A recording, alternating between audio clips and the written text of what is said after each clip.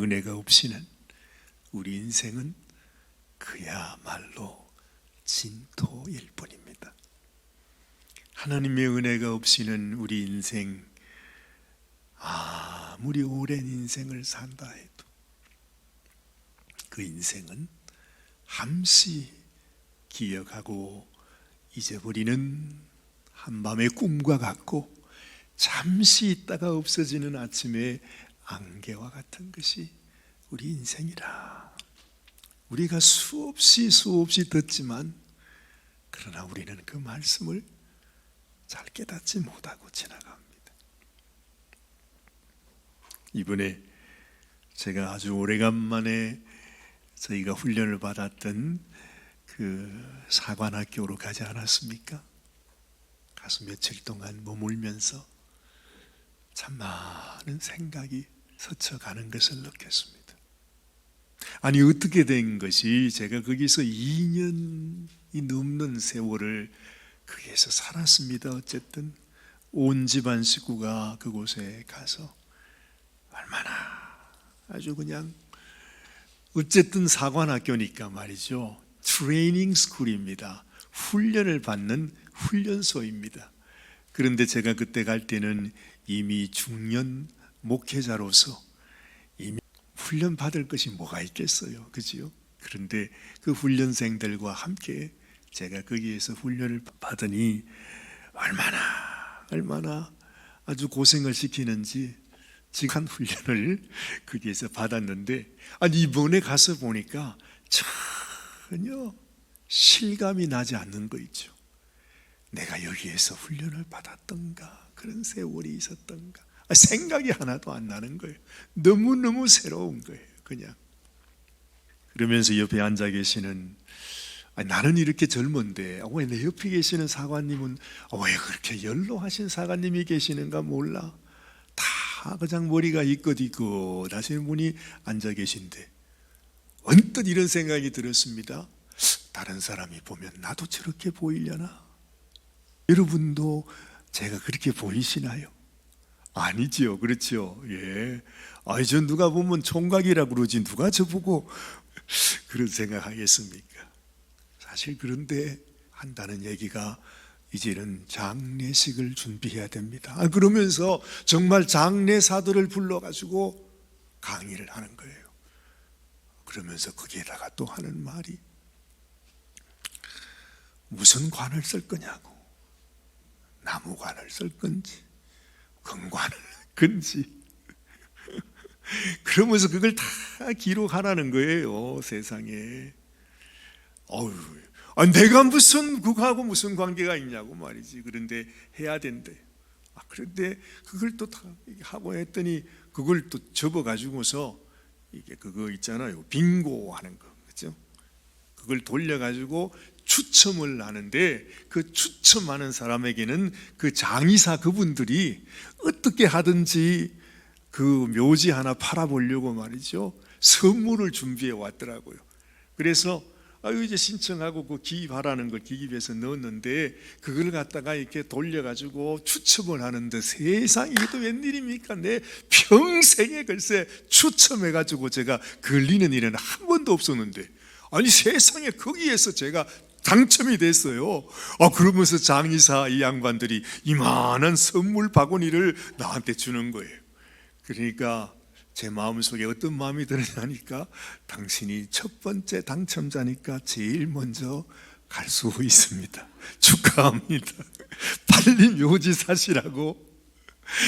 아이고, 그래서 제가 그냥 주여, 정말 이렇게 저에게 하나님께서 말씀하시는 것 같아요. 오사간, 너도 이제 준비해야 된다. 그런 마음이 들어서 오늘 여러분들과 함께 예배를 드리면서도 제 마음이 참 아주 새삼스럽습니다. 이 예배가 혹 마지막 예배가 될지 또 누가 알겠습니까? 그렇죠. 인생은 모르는 것입니다. 인생을 살아가면서 가장 귀한 축복이 뭔고 이렇게 생각해 봤습니다. 저도 지나간 나의 삶을 돌아보면서 뭐 여러 가지가 있겠습니다만은 인생의 가장 귀한 축복이라고 하면 저는 만남이구나 그런 생각이 들어요. 누구를 만나느냐, 그렇죠? 인생에는 세 가지 만남이 있다고 그러잖아요. 첫 번째는 하나님과의 만남, 두 번째는 우리 부모와의 만남, 또 세 번째는 나의 배우자와의 만남. 사실은 보면 이 만남이 우리 인생의 행복을 결정하는 것입니다. 누구를 만나느냐에 따라서 행복할 수도 있고 불행할 수도 있습니다. 이 세상에 사람들을 만나는 것은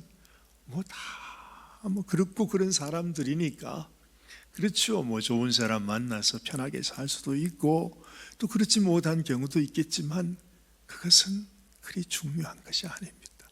가장 소중한 만남은 하나님을 만나는 거죠. 아무리 세상에서 내가 무슨 좋은 사람을 만나서 너무너무 편안하게 산다고 해도 하나님을 만나지 못하면 그 모든 것들은 다 헛것이 되고 만다는 거죠. 그래서 여러분들이 이 새해에는 꼭 여러분들에게 복된 만남이 있게 되시길 바랍니다. 물론 좋은 사람을 만나는 것도 소중하지만 하나님을 만나야 된다는 소중합니다. 정말로 하나님이 내 하나님이 되시고 하나님이 나의 왕이 되시고 하나님이 나의 신랑이 되실 만큼 내 인생의 가장 소중한 만남은 하나님과의 만남입니다. 그래서 우리는 늘 기도할 때마다 우리의 기도 제목은 하나님 오늘도 좋은 만남을 허락하여 주옵소서.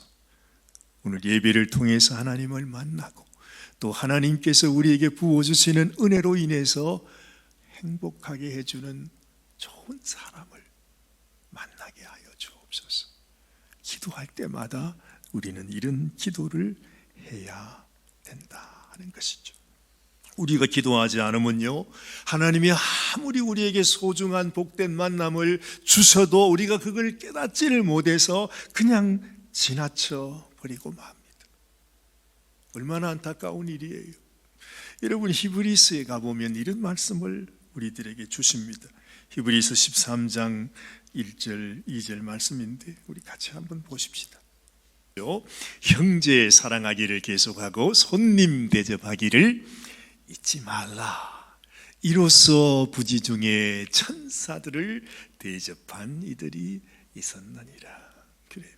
이 성경에서 정말로 복을 받은 여러 사람들이 있는데 그 모든 사람들이 다 손님 대접을 하다가 형제 사랑을 계속하다가 부지 중에 천사를 만난 것입니다. 이 이야기는 아브라함에 관한 이야기를 하는 거잖아요. 여러분, 아브라함 잘 아시죠? 평생을 살았는데 자식이 없는 자가 아브라함이었습니다. 근데 아브라함이 자기 인생에 하나님의 이 놀라운 하나님께서 자기 인생에 아들을 주신다는 약속을 언제 받았느냐?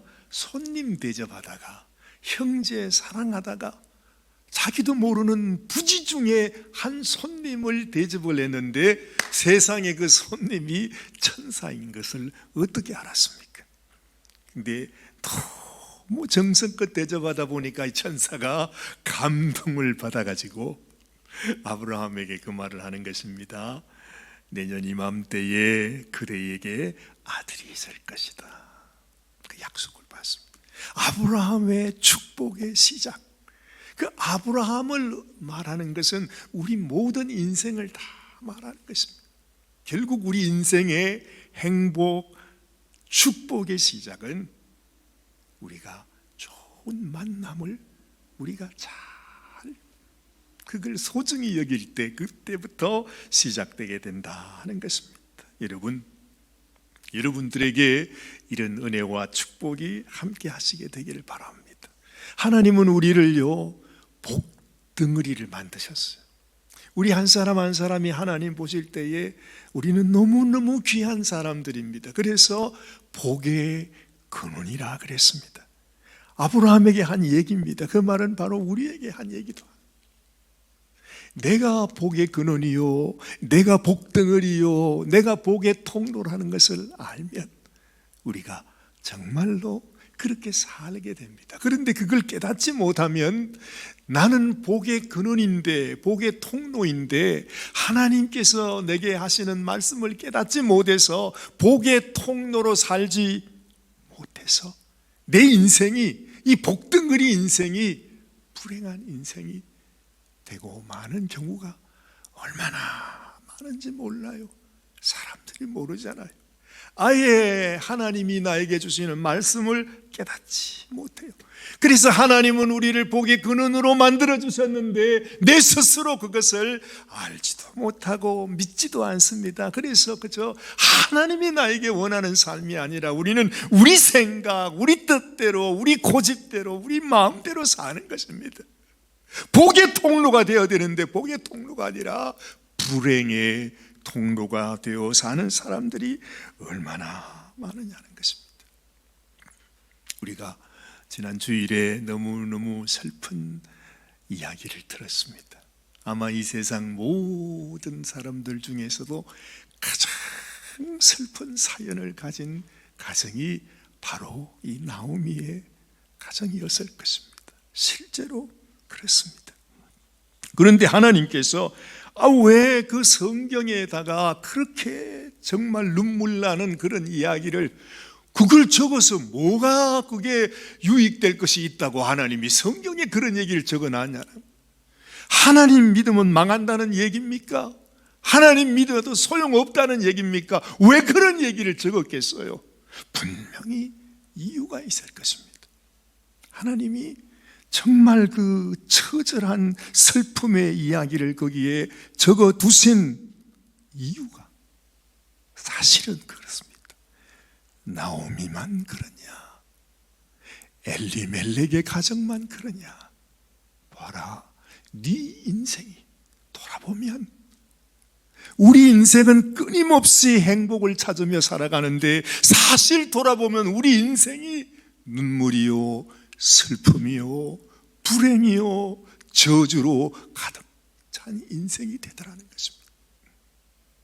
네 인생을 보라는 거지, 네 가정을 보라는 거지, 네 자녀를 보라는 거지, 우리의 삶을 보라는 거지.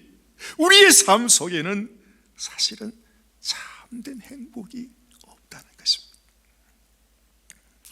어떤 인생이든지 다 행복을 찾아갔는데, 최선을 다해서 복을 받으려 갔는데 이 세상의 인생이 그렇다는 것입니다. 심지어 솔로몬 왕같이 남부를 것 하나 없는 솔로몬 왕도 그렇게 고백하잖아요. 헛되고 헛되며 헛되고 헛되니 모든 것이 헛되도 해 아래서 수고하는 모든 수고가 이것이 사람에게 무엇이 유익하냐? 솔로몬만 그렇다는 얘기입니까? 아니요. 우리 모두가 그렇다는 거죠. 그걸 말씀해 주는 거죠. 그래서 나오미 가정을 통해서, 솔로몬 왕을 통해서 하나님은 말씀하는 것입니다. 그래서 우리 인생은 이 세상을 향하여 행복을 찾으러 이 세상을 향하여 나가는 그 삶이 아니고 하나님께로 가야 된다. 솔로몬 왕이 그렇게 말하고 있습니다. 그래서 전도서 마지막 장 보면 일의 결국을 다 들었으니 하나님을 경외하고 그의 명령들을 지킬지어다. 이것이 모든 사람의 본분이니라. 결국에는 하나님께로 가야 된다는 것, 하나님을 만나야 된다는 거죠. 하나님이 우리 인생의 주인이 되셔야만 우리는 참된 복을 누릴 수 있다, 그 말씀을 하는 것입니다. 여러분, 그래서 룻기 2장 말씀은 이 나오미와 룻이 그 모든 과거의 인생을 뒤로 하고 하나님 천부여 의지 없어서 손들고 옵니다 하면서 주님께로 돌아갔다 하는 얘기지 않습니까? 그랬더니 정말로 하나님께서 주시는 말씀을 기억하고 하나님 주신 분복을 따라 주님께로 나아갔더니 주님께서 어떤 일을 예비하고 계셨는가, 그걸 오늘 룻기 2장은 우리에게 말씀해 주고 있는 것입니다. 자, 룻기 2장 1절 말씀 같이 한번 봅니다. 나오미의 남편 엘리멜렉의 친족 중 유력한 자가 있으니 이름은 보아스더라. 왜 이 말씀을 하는 거죠? 왜 이 말씀을 하는 것이에요? 하나님 벌써 오래전부터 이 가정을 위해서, 엘리멜렉이 일찍 죽어서 너무너무 슬픔 속에 불행 속에 살아가는 그 가정을 위해서 하나님은 그들을 위하여 예비하신 한 사람이 있었다 하는 것입니다. 이 사람은 유력한 자입니다. 아니, 나오미 그 가정, 한 가정을 구원하고 그 가정을 행복하게 만들기에 충분한 그런 사람이었다 하는 것입니다. 하나님께서 이 나오미의 가정, 룻의 가정을 위해서 만남을 준비해 놓으셨다는 것입니다. 결론부터 말씀드리자면 하나님께서 이 나오미와 룻에게 그들을 구원할 만한 충분한 한 사람을 준비해 놓으셨다. 이 말씀은 하나님이 우리 인생이 이 세상에는 소망이 없구나 하는 것을 깨닫고 하나님께로 나가게 될 때 하나님이 우리를 위하여 예비해 놓으신, 준비해 놓으신 만남이 있다는 것입니다. 보아스가 준비되어 있듯이 하나님은 우리를 위하여 누구를요? 우리 구주 되시는 예수 그리스도를 주님이 예비해 두셨다 하는 것을 지금 이 룻기 2장의 말씀을 통해서 하나님은 우리에게 가르쳐 주고 있는 것입니다. 그렇습니다. 여러분, 그러면요, 우리가 여기에서 중요한 한 가지 사실을 또 발견하게 돼요. 이 세상에 너무너무 많은 사람들이 신앙생활을 합니다. 주님의 이름을 부릅니다. 교회도 나오십니다. 평생을 신앙생활 하기도 하고, 하여튼 각 사람마다 다 나름대로 하나님 앞에 나오기 위해서 애쓰시는 모습을 봅니다.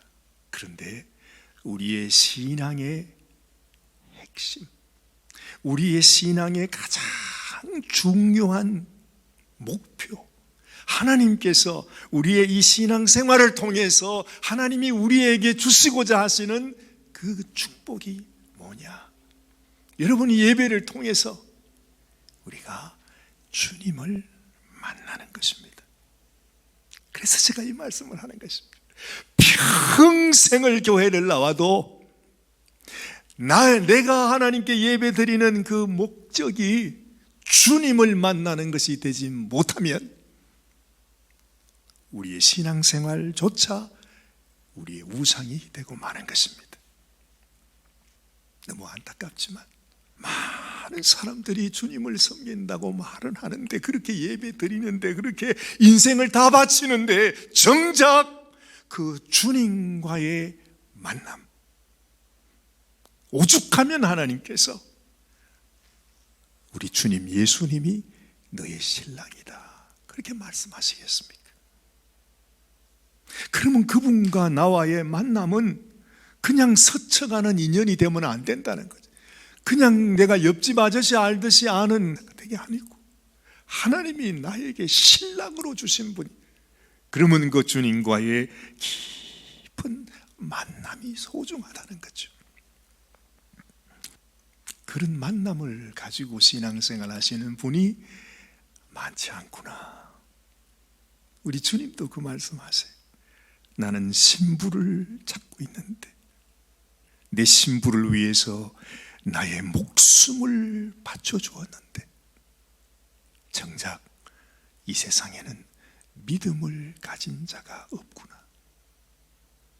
주님이 그 말을 하는 것입니다. 너무 안타까운 일입니다. 사도 바울이 너무 안타까워서 그가 고린도 후서 마지막 결론을 적으면서 이렇게 말하잖아요. 같이 한번 보십시다. 너희는 믿음 안에 있는가? 너희 자신을 시험하고 너희 자신을 확정해라. 예수 그리스도께서 너희 안에 계신 줄을 너희가 스스로 알지 못하느냐? 그렇지 않으면 너희는 버림받은 자니라. 교회를 평생 나와도 우리는 버림받은 자가 되는 거예요. 교회를 나오는 것이 중요한 것이 아니라 내 안에, 내 마음 안에, 내 삶 속에 예수님이 계시는가? 예수님이 나의 신랑으로 와 계시는가? 나는 그분을 날마다 만나면서 살아가고 있는가? 그렇지 않으면 너희는 버림받은 자라 말씀하고 있습니다.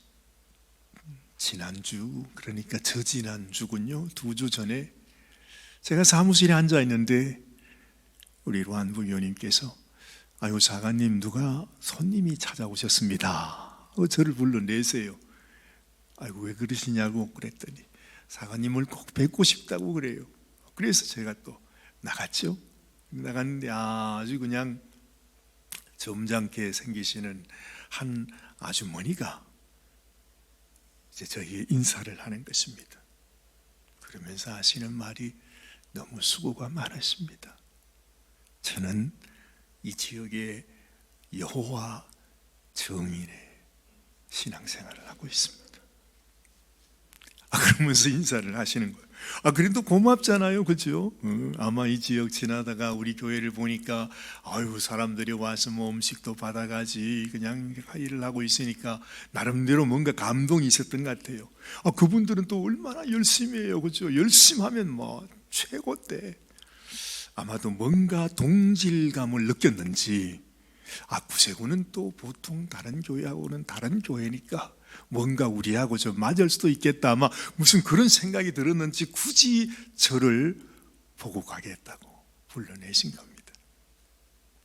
그러면서 우리 여호와의 정의는 오직 하나님의 말씀만 전하고 있습니다. 우리는 철저히 하나님 말씀을 전합니다. 뭐 그런 얘기들 여러분도 많이 아시잖아요. 제가 여러분에게 무슨 얘기를 하겠습니까? 저희들은 예수님을 사랑합니다. 예수님께서 우리의 주님이시기 때문에 주님께서 우리에게 말씀하신 그 말씀을 따라서 이웃들에게, 우리 어머니들에게 이렇게 음식을 나눠주는 사역을 합니다. 그 말씀을 드리고 그냥 좋게 말씀을 드리고 아이고 이렇게 인사해 주셔서 너무너무 감사하다고 그렇게 해서 이렇게 돌려보냈습니다. 근데 여러분, 제 마음속에 너무 안타까움이 있어요. 그분들이 그렇게 열심히 하나님을 섬기고 믿고 한다는데, 그렇게 하나님 말씀을 그렇게 전한다는데요, 아십니까? 그분들이 하나님을 그렇게 사랑하면서도 그분들이요 예수님을 믿지는 않아요. 예수님께서 우리 인생을 구원하기 위하여 생명 주신 우리의 하나님의 아들이면서 우리에게 그 사랑을 주신 분인데, 세상에 그 예수님이 하나님의 아들이라는 사실을 그들이 믿지 않는다는 것입니다. 자기들은 하나님만 믿는데요, 그것도 참 말이 되지요. 하나님만 믿는데 세상에 예수님은 하나님의 아들이 아니래. 그리고 성령 하나님도 그들은 믿지 않아요. 참 안타깝습니다. 하여튼 이 세상에 하나님의 이름을 부르는 사람이 있지만 아직까지도 이 땅에 오신 우리의 신랑 되신 예수님을 만나지 못하는 사람들이 이렇게 많다는 것입니다. 그러니 여러분, 내가 이렇게 부족해도 내 마음속에 예수님을 믿는 믿음을 가진 것이 얼마나 소중한지, 여러분은 나는 지금 너무너무 복을 받은 사람이구나. 예수님을 믿는다는 것, 성령 하나님을 믿는다는 것, 내가 예수님을 통해서 하나님의 자녀가 되었다는 사실을 믿는 것이 얼마나 소중한지. 그들은 아직까지도 율법을 지켜야만 하나님 자녀가 될 수 있대요. 예수님을 통해서 하나님 자녀가 되는 것을 그들은 아직도 깨닫지 못하고 있습니다. 우리가 예수님을 만난다는 것이 이렇게 소중한 것입니다. 여러분, 오늘 룻기 2장을 통해서 하시는 말씀이 우리에게 하나님은 이 예수님을 전해주기를 원하십니다. 그 예수님의 그림자로 보아스라고 하는 이 유력한 사람을 하나님이 소개해주고 있는데, 이 보아스를 통해서 예수님의 모습이 나타나는 것을 우리가 보게 되는 거예요. 4절 말씀을 보니까 마침 보아스가 베들레헴에서부터 와서 베는 자들에게 이르되 여호와께서 너희와 함께 하시기를 원하노라. 아니, 그들이 대답하되 여호와께서 당신에게 복 주시기를 원하나이다. 그래. 여러분, 뭘 발견하십니까? 이 말씀 속에서 하나님께서 보아스를 통해 우리에게 예수 그리스도를 보여주시는데요, 보아스가 원하는 것이 뭐라고요? 여호와께서 너희와 함께 하시기를 원하노라. 우리 주님이 이 땅에 오신 것도 하나님이 너희의 하나님 되게 하기 위해서, 너희 힘으로는, 너희 의로는 하나님께 나갈 수 없지만 너희가 하나님과 함께 하도록 하기 위해서 오신 분이 우리 주님이시다 하는 것을 우리에게 보여주고 있는 것입니다. 8절 말씀을 보니까 보아스가 룻에게 이르되 내 딸아 들으라. 이삭을 주우러 다른 밭으로 가지 말며 여기서 떠나지 말고 나의 소녀들과 같이 함께 있으라 말합니다. 이게 무슨 말입니까? 우리 주님은 우리를 부르시는 분입니다. 나와 함께 있으라고, 이곳에 있으라고 초청하시는 분입니다. 수고하고 무거운 짐진 자들아 다 내게로 오라.